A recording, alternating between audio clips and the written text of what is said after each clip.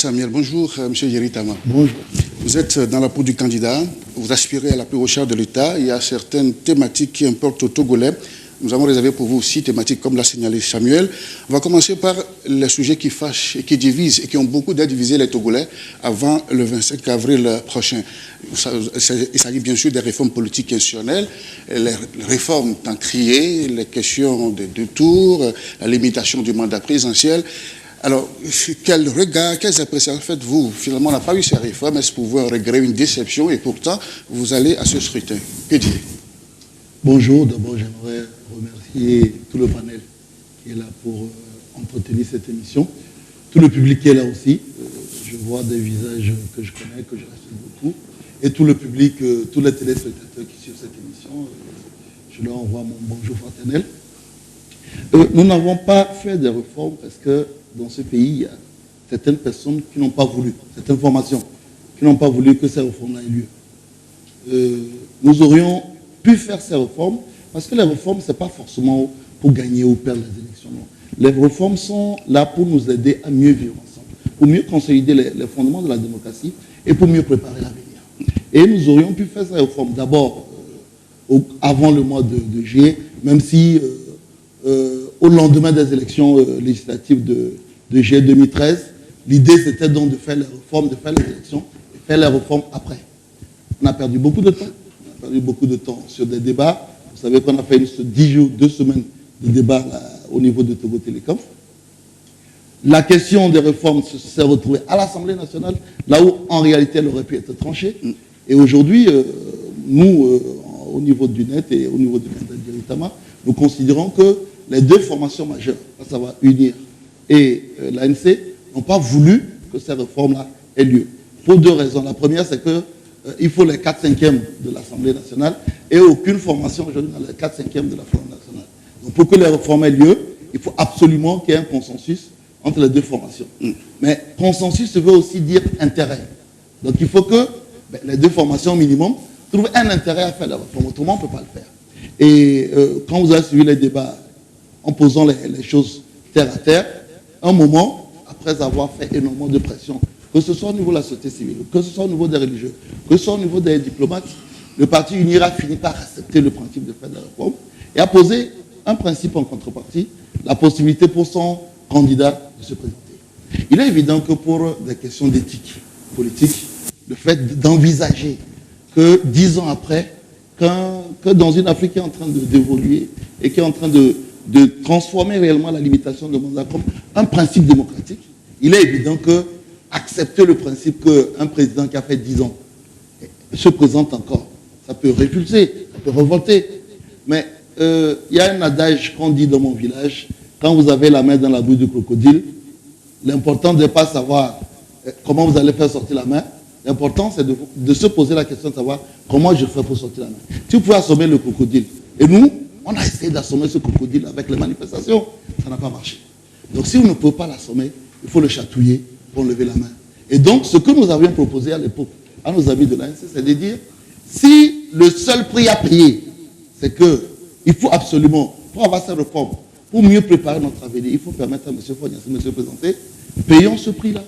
Et malheureusement, cette voie-là n'a pas été prise en compte. Et aujourd'hui, nous allons à cette réforme où on n'a pas fait nous avons des élections, on n'a pas fait de réforme, ou même ceux qui prétendaient, dès le départ, qu'il est hors de question d'avoir un 3e mandat pour M. Fognas ont été les premiers à déposer leur candidature le 26 février dernier. Donc oui, il y a une collusion d'intérêts, de projection entre ces 2 formations. Et si nous allons aujourd'hui à ces élections sans les réformes, c'est à mettre entièrement à l'actif de ces 2 formations. Tout à fait. Maintenant que ce n'est pas fait, que vous êtes engagé dans ce processus électoral, que comptez-vous faire au lendemain du 25 avril, au cas où, tout soit? Nous allons transformer le refus de faire les réformes en un argument électoral. Il faut que le peuple sanctionne ceux qui veulent que ce pays-là s'enlise.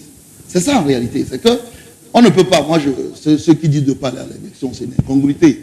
L'élection est le meilleur moyen pour les peuples de s'exprimer et choisir leurs dirigeants. Donc il faut aller aux élections et faire en sorte que le refus des réformes soit un argument électoral pour amener le peuple togolais à dire ceux qui ne veulent pas que le pays avance, sanctionnons-les dans les urnes. C'est notre message sur le terrain.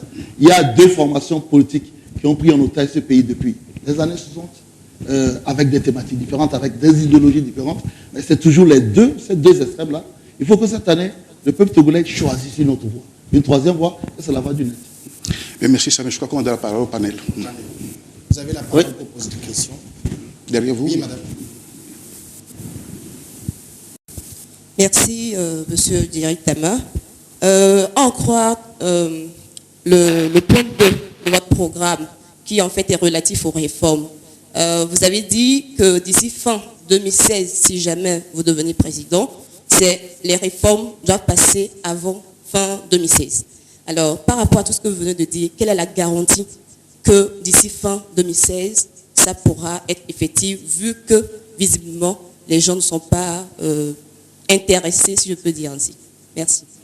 Quand je serai donc président au lendemain du 25 avril prochain, il faut lancer 2 chantiers sur la question de réforme. Nous voulons aller à une 5e République. Parce que les 2 constitutions que nous avons, voilà, la constitution traficotée en 2002, c'est des constitutions qui ont été trop biaisées. La constitution de 92, au-delà de son caractère universel, puisqu'elle a fait l'objet d'un référendum, a été malheureusement orientée pour réduire les prérogatives du chef de l'État, qui, au-delà de tout, est aussi élu au suffrage universel. Et la constitution de rabibochée de 2002 a été entièrement toilettée pour donner au chef de l'État les pleins pouvoirs. Il faut aller à une constitution qui consacre en réalité la suprématie du peuple togolais. On ne peut pas écrire une constitution contre quelqu'un ou pour quelqu'un, mais une constitution doit avoir une valeur universelle. Voilà pourquoi nous disons qu'il faut aller à la 5e République. Et nous sommes très attachés à un régime politique de type présidentiel. J'aborderai peut-être j'en parlerai peut-être plus tard. Donc, aller à une 5e République en mettant en place, hypothèse numéro 1, en dissolvant l'Assemblée nationale, parce que c'est nos prérogatives, en dissolvant l'Assemblée nationale au lendemain de cette élection, en espérant que de toute façon la nouvelle Assemblée nationale sera à notre faveur, ou bien en faisant un référendum d'initiative populaire. Le président de la République a ces 2 capacités, mais ce qu'il y a, c'est qu'il faut revoir notre réforme et notre constitution. Ce qui me gêne, c'est qu'on a trop focalisé les réformes sur la limitation de mandat et les 2 tours. C'est vrai que c'est des éléments qui sont importants, mais le régime politique est important. Aujourd'hui, quand vous prenez le Ghana, le Bénin et le Nigeria, qui connaissent une bonne stabilité, c'est que le régime présidentiel est aujourd'hui, je pense, le meilleur pour les peuples africains, où, qu'on le veut ou non, la statut de chef de l'État est très importante, mais où il faut absolument qu'on ait une Assemblée nationale qui travaille.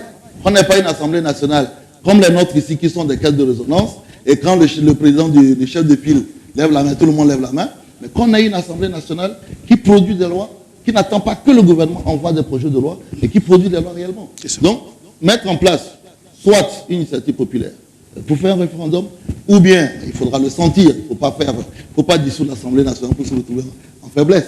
Donc, soit faire une dissolution de l'Assemblée nationale de telle façon qu'on aille à de vraies réformes. Nous, on parle de réformes politiques, institutionnelles et constitutionnelles.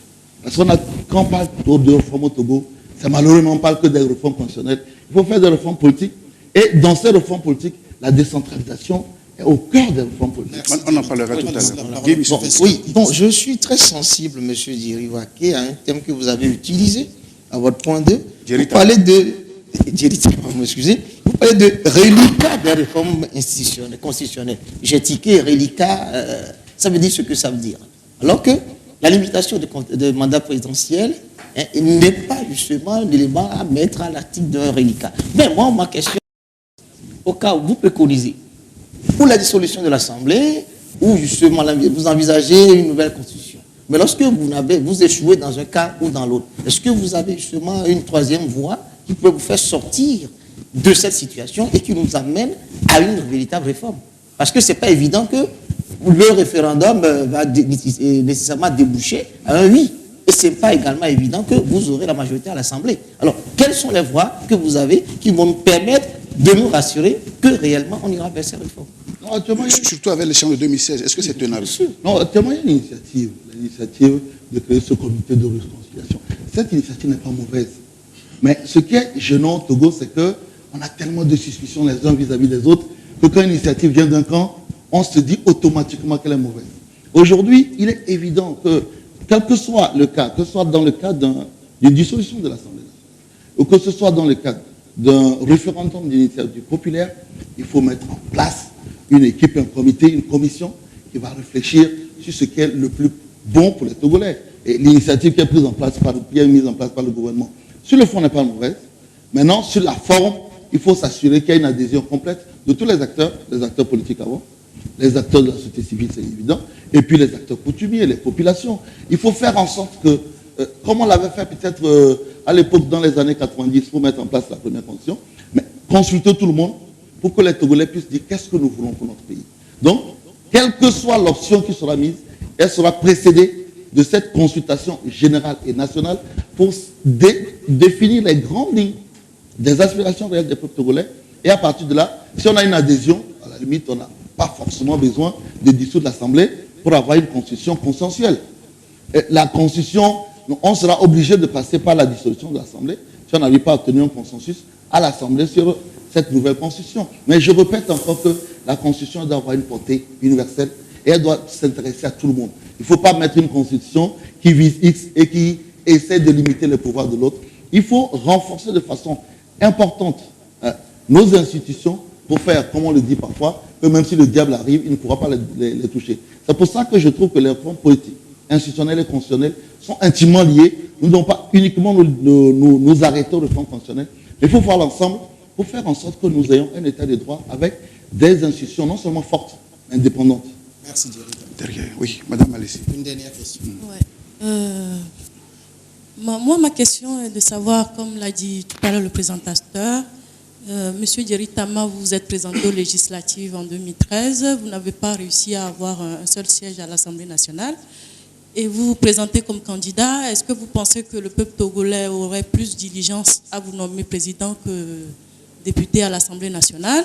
Mais on sait bien dans les discussions aux côtés du bas peuple que beaucoup disent Jerry Tama, c'est le candidat le plus chanceux de l'histoire parce que avec les 72 millions qu'on a donnés aux uns et aux autres, avec les 600 millions qu'on a donnés pour soutenir les partis politiques candidats, et c'est le jackpot, il va en dépenser un peu et puis le reste, voilà quoi. Donc je voudrais avoir votre avis. La question est comprise. Jerry Tama, vous répondez très rapidement parce que ce n'est pas une question qui... Dans les thématiques.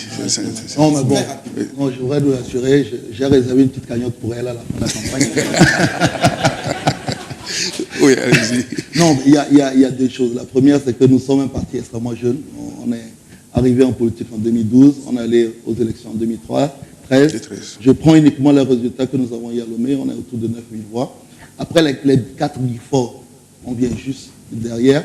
Pour un parti qui vient de naître, qui a, comme tout le monde ici, très peu de ressources, et qui, quand vous regardez un peu les résultats peut-être de certains partis ont eu à titre individuel en 2007, nous sommes plutôt bien positionnés. Et la deuxième chose peut-être que je voudrais dire, c'est qu'une élection présidentielle n'a absolument rien à voir avec une élection législative. Le découpage électoral dans notre pays fait qu'aujourd'hui, vous avez à l'Assemblée nationale des députés qui sont là avec 4 000 voix, et vous en avez qui ont 9 000, 10 000, 20 000, et qui n'y sont pas. Donc il y a un problème qui est plus important qu'on doit pouvoir régler, le problème du découpage électoral. Bon, ça, c'est une chose. La deuxième, je crois que ça fait une semaine que je suis sur le terrain, que j'ai rencontré des centaines de milliers de Togolais. Si je dois regarder mon budget de campagne qui est de 300 millions et que je dois peut-être actuellement tourner autour de 125, 130 millions, en réalité, que le gouvernement dise qu'il donne 72 millions au parti, alors que le plafond des dépenses pour une élection présidentielle est de 500 millions, c'est une injure. Parce que le plafond, justement, il est de 500 millions. Et dans tous les pays où on parle de financement public de la campagne, en réalité, l'État finance la hauteur autorisée par la législation d'avoir 500 millions. Donc aujourd'hui, nous aurions dû avoir 500 millions pour tous les partis et être en mesure de justifier l'utilisation de ces 500 millions à la fin de l'année. Non, on a fait un saupoudrage. Ça fait que tous ceux à qui on devait de l'argent, ils ne nous lâchent plus. Mais en réalité, les 72 millions ne permettent pas de faire une campagne. Toute personne qui a fait une campagne présidentielle législative ou même d'élection à la faculté, vous vous rendez compte que même à la faculté, on dépense beaucoup d'argent pour être élu délégué. Vous comprenez que non, c'est du saupoudrage. La politique est malheureusement très dispendieuse. Et aujourd'hui, c'est parce que c'est une passion qu'on y est Mais honnêtement, 112 millions. Mais je vous réserve une cagnotte, c'est pas nous.